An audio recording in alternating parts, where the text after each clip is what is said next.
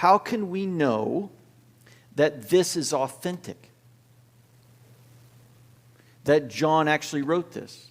That John saw these things? That John produced this? How do we know that this wasn't developed by some ancient AI? How do we know that this wasn't fabricated? How do we know that this wasn't altered? How do we know that this wasn't corrupted over time by what may be well-meaning or ill-meaning people? How do we know that what we're reading is from John's pen? Great question. I asked ChatGPT that question. And this is what ChatGPT said. And I think it's an it. I don't think it's a he or she. I think it's an it.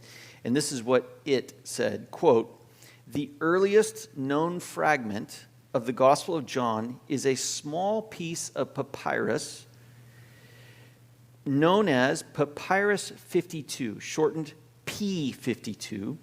It is commonly dated to around the first half of the 2nd century. What does that mean? Somewhere between 100 and 150 AD. Jesus ascended in 32 AD. So this is within 100 years. Making it one of the oldest surviving fragments of any part of the New Testament. P52 contains a portion of John 18:31 through 33 on the front and John 18:37 through 38 on the back. This fragment was discovered in Egypt and is currently housed in the John Rylands Library in Manchester, England. Its discovery is significant as it provides evidence for the early circulation and transmission of the Gospel of John. What did I just say?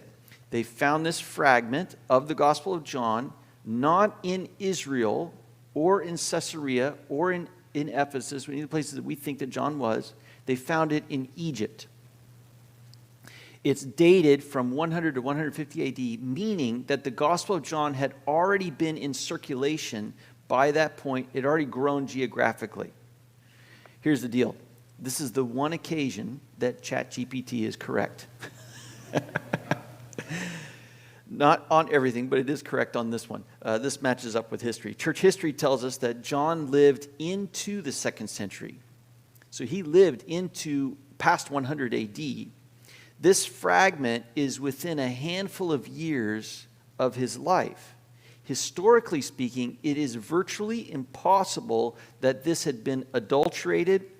People who knew John were still alive, and his gospel had already spread, been copied, translated, and distributed.